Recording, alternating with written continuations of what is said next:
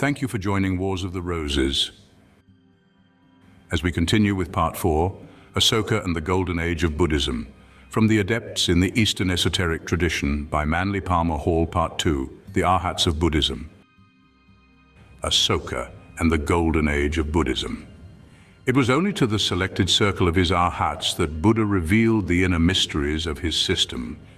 According to the secret tradition, the first Arhats received their initiations at the Sattapanni Cave, located in the Rajgir hills in the southern part of what is now the Patna district of Bihar. This cavern was said to have consisted of 7 connected chambers and was called in the old writings the Cave of Buddha. Represented as a lotus bud of 7 leaves, the Sattapanni Cave symbolized the human heart with its auricles and ventricles. Later, this heart cave came to be identified as the place of an important assembly of Buddhist monks, who gathered at Rajgir in 543 BC. At the time of Buddha's death, the eldest and most revered members of the Sangha order were Kasyapa, Ananda, Anuruddha, and Upali. It was recorded in the Mahavamsa that with Kasyapa as their leader, 500 Arhats assembled during the rainy season at Rajgir, the royal city, to reduce the doctrines of Buddha to a unified system. This convocation at the Sattapanni Cave is known in Buddhist history as the First Council. There are differences in the reports as to the succession of the patriarchs. It is generally agreed that Kasyapa presided at the First Council. The northern school holds that Ananda succeeded him, and the southern school is equally certain that Upali was the first patriarch, if Kasyapa be considered as only supervising the council. About 380 BC, there was an important meeting of Buddhist monks and teachers at Vaisali. The first important schism occurred within the order at this time. Sects or schools began to arise, differing in their interpretations of certain essential tenets. This assembly is usually called the Second Council. After Asoka was converted to Buddhism, he called a Third Council, which was held at Pataliputra, the capital city of his kingdom. The purpose was to purify the doctrine from the errors of those who joined Buddhist religious communities for personal or selfish reasons, and therefore had no sound understanding of Buddha's teaching. The prestige which Buddhism enjoyed under Asoka caused it to be infiltrated by many unregenerate men with political and other worldly ambitions, seeking to advance their various causes. From illustrated actions of the Sakyamuni Buddha, Chinese woodcut representing an assembly of the Arhats to establish the canon. Kanishka, king of Pallava and Delhi, flourished in the 1st or 2nd century AD. Historical data is obscure. Shortly after his enthronement, he learned that Shima, king of Kashmir, had renounced the world and, having been initiated into the Buddhist assembly, had become an Arhat. Kanishka visited Kashmir and attended the lectures of many celebrated saints. Within the territories of this king were 28 mines of gold, silver, and precious stones. With the wealth derived therefrom, he maintained the entire Buddhist church. As Kanishka became more informed in the Buddhist philosophy, he learned that the order was split into 4 great schools, further divided into 18 subdivisions. Realizing the need for the codification of the essential rules and disciplines, Kanishka ordered a grand religious congress to be held at the royal mansion of Kusana in Kashmir. There assembled in the hall of Congress 250 bodhisattvas. The sage Vasumitra sat at the head of 5,000 Mahayana monks, and the Arhat Puranka presided over 500 Arhats. The practices of the 18 schools were carefully examined, and the essential religious formulas and many wonderful discourses of Buddha, which had formerly been entrusted to the memory of the teachers, were committed to writing so that they could not be changed or forgotten.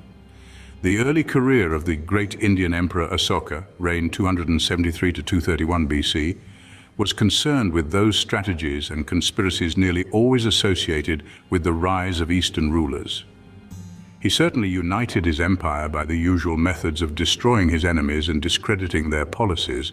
Asoka was only a lad during these crucial years, and by the time he reached maturity, his conscience was sorely troubled as he contemplated the costs of empire in terms of human misery. He came under the direct influence of enlightened Buddhist teachers and made public acknowledgement of his sorrow and regret. for all the misfortunes that had come to his subjects as the results of his ambitions. He dedicated his life to works of peace, scholarship, and religion. Asoka was ordained as a monk and put on the yellow robe of the order. Although he did not abdicate his throne, it is believed that in the closing years of his life he withdrew almost entirely from worldly attachments and died at peace with all men in a Buddhist monastery. There is a curious legend relating to Asoka that has been preserved by the Chinese monk Fa Hian in his travel diary, A Record of Buddhist Kingdoms. It seems that in a former birth, Asoka as a small boy was playing by the roadside. On this occasion he met the Kasyapa Buddha, the great teacher who preceded Gautama, who was wandering the earth in the guise of a mendicant. As a childish gesture of friendship, the little boy saluted the stranger.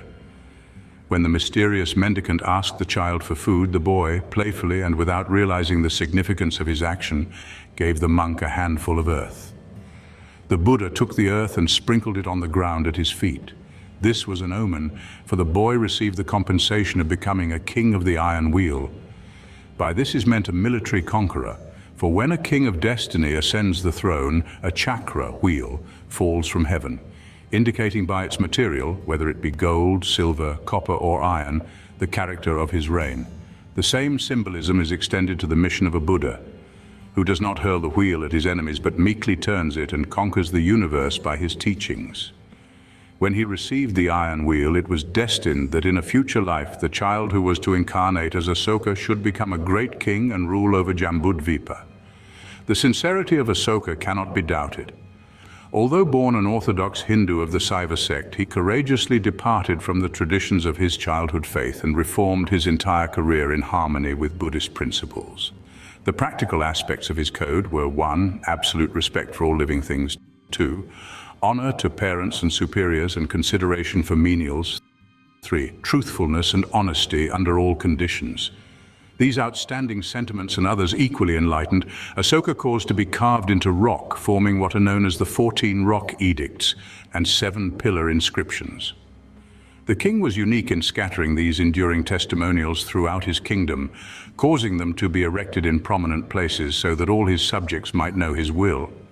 Asoka extended the influence of Buddhism into Ceylon and Burma and is believed to have dispatched missionaries to Syria, Greece, Egypt, and remote insular regions. The appearance of Oriental doctrines in the cultures of these areas may be traced largely to Asoka's zeal. He combined wonderful skill in leadership with saintly dedication to human service. It was largely due to Asoka's influence that Buddhism became one of the world's most widely disseminated religions. He was secondly to Gautama Buddha in the spreading of the Noble Eightfold Doctrine.